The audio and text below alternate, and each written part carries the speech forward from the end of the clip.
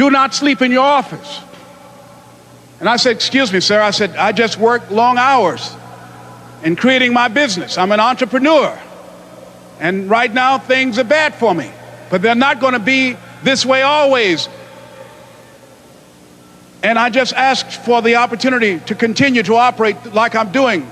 I'm not trying to make this my home. And it was hard coming through the lobby. And sometimes they would laugh. There's a guy talking about becoming successful. And look at him. He's bathing in the bathroom upstairs on the 21st floor. He sleeps on the floor. Him and two other dreamers up there. Look at him. It was hard, ladies and gentlemen, coming to speak to people. And I was facing financial difficulties in my own life. I was behind on my bills and my dreams, and I'm saying to them, you can live your dream. It was hard, ladies and gentlemen. It was very difficult to pick myself up each day believing that I could do it. There were times that I doubted myself. I said, God, why is this happening to me? I'm just trying to take care of my children and my mother. I'm not trying to steal or rob from anybody. Why did this have to happen to me? It was very hard. And here's what I want to say to you. For those of you that have experienced some hardships, don't give up on your dream. No one could have convinced me by holding on, by continuing to push forward, by continuing to run toward my dream, that one day I would have my own talk show. It's a long shot, ladies and gentlemen, from Liberty City, an abandoned building on a floor, never knowing my mother or father. It's a long shot. Being here with you today in this dome in Atlanta, it's a long shot. No college training, labeled educable, mentally retarded, but I kept running toward my dream.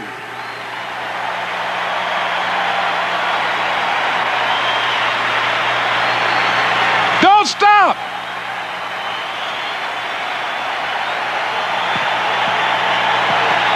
Don't stop.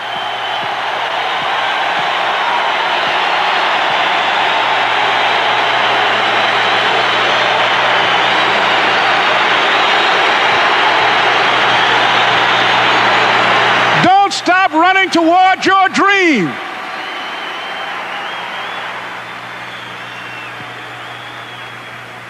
It's very important as you hold on to that dream. There are moments when you're going to doubt yourself. There are rough times are going to come, but they have not come to stay. They have come to pass.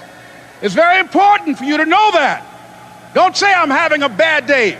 Say I'm having a character building day.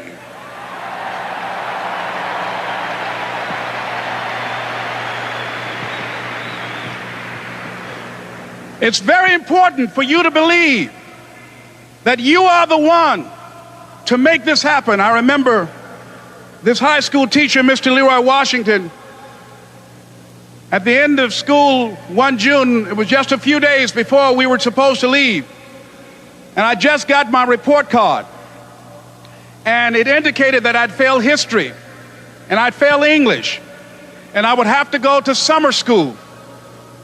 And I was feeling within myself that I was a failure, that I'm slower than most people in getting paperwork, and I was feeling down on myself and very negative.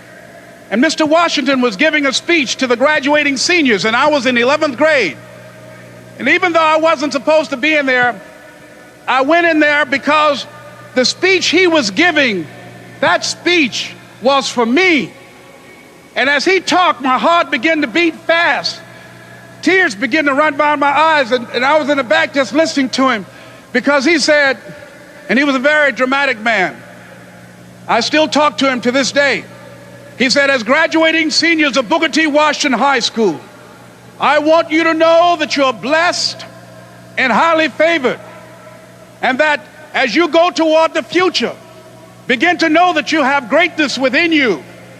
And if just one of you here begin to envision yourselves as being blessed and highly favored to reach your goals, if just one of you capture the essence of what that means, that you have greatness within you and a responsibility to manifest that greatness, that you can make your parents proud, you can make your school proud, you can touch millions of people's lives, and the world will never be the same again because you came this way. And the students gave him a rousing standing ovation. And as he left the auditorium, I ran down the steps and I caught him in the parking lot. I said, "Mr. Washington?" He said, "Yes." I said, "Do you remember me, sir?" He said, "No." I said, "My name is Leslie Brown. My mother, she works in the cafeteria here. I'm one of the twins, Leslie and Wesley." I said, "Mr. Washington, but you know, I got these big dreams. I like talking to people. I love people." I said, I want to work with people, and I got this dream of buying my mama a home. Could I do that, Mr. Washington?" He said, "It's possible, Mr. Brown." And as he walked away, I called him again. I said, "Mr. Washington?" He said, "What do you want now?" I said, "I'm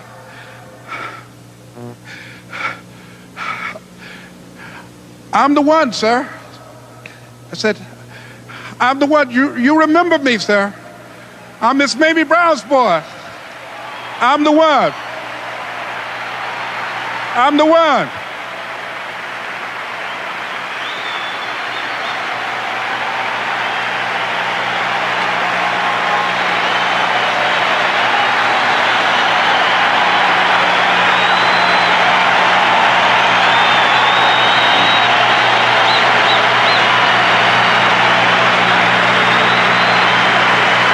And you must feel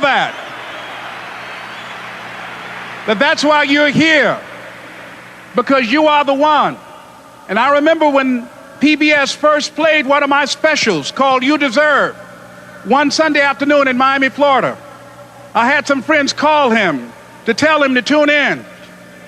And he watched the program. He called me in Detroit, and I answered the phone. I said, "Hello." He said, "May I speak to Les Brown, please?"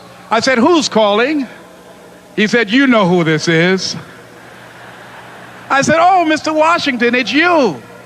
He said, "You were the one, weren't you?" I said, "Yes, sir." He said, "And you were so crazy." I said, "I know, but I'm rich now."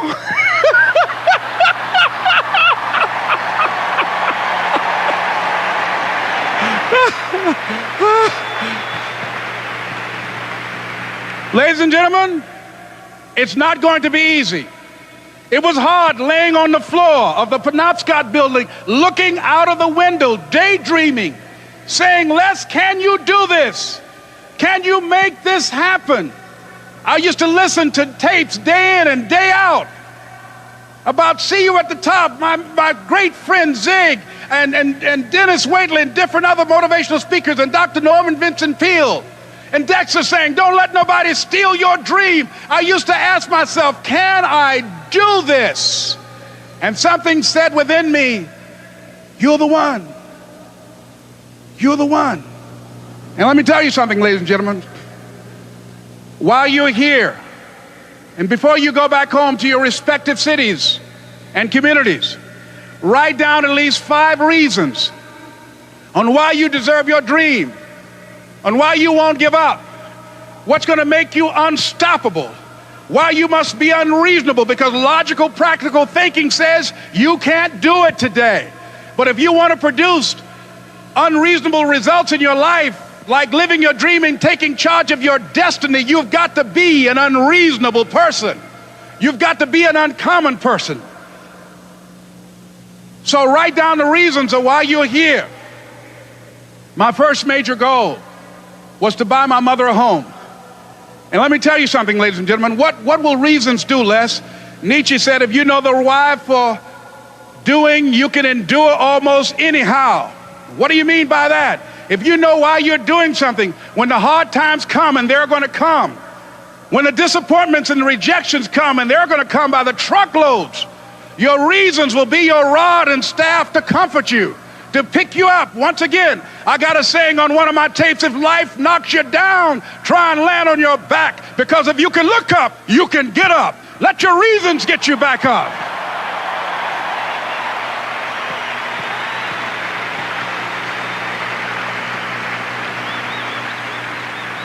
I remember when I bought the home for my mother, and she came out of the car. When I opened the door, I said, "Mom, I think I know these people in this house." That was my first major goal. And then I couldn't conceal it anymore. I said, Mom, I got this for you. And as she went from room to room, looking at the house and saying, thank you, Jesus. Thank you, Lord. No one ever could have convinced me that this could have happened to me. And she looked at me, she said, Leslie, and you caused me so much problems as a boy. You were always into stuff. She said, no one could have convinced me that day when I walked in that house and this lady was holding you and your brother. And she said, ma'am, I want you to promise me 2 things. And she said, what is it? She says, 1, promise me that you won't separate them. She said, I want them raised together. I want them to know each other.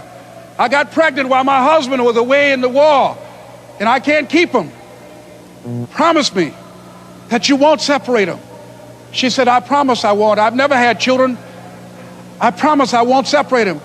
And she said, promise me that you'll never tell them about who I am, because if my husband ever found out, he would kill me.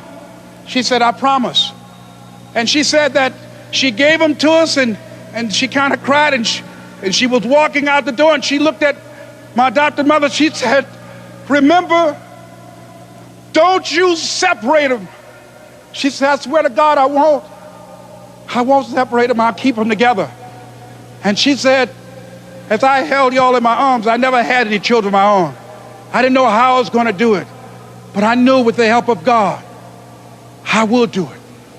And ladies and gentlemen, my mother had a dream of having children and raising us. She didn't know how she's going to do it. You're going to be just like that. And some of you are already there. Well, you don't know how you're going to make this happen, but you just feel within yourself some way, somehow, with the help of God, I'm going to make it happen. Repeat after me, please. No matter how bad it is, or how bad it gets, I'm going to make it. I'm going to make it. Shake somebody's hand on your right and left and say, you got the right stuff.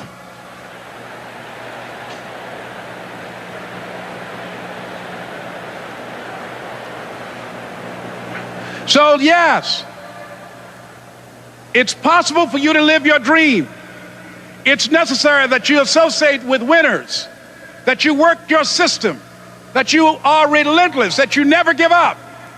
It's you. You've got to take personal responsibility. You've got to make it your personal business to make it happen. And you've got to resolve within yourself that I can do this, that it's hard, but you've got to say, I'm the one. I'm the one to make this happen. I'm the one to become successful in this business. As you work to help other people to become successful, that feeds your success. But you know it's going to be hard, but find out what will make it worth it for you. Thank you guys so much for watching. I'd love to know what you think of this video. Longer than what we typically do, so I'm super curious to see what your experience was. Leave it in the comments below what you thought. Thank you guys so much for watching. Continue to believe, and I'll see you soon.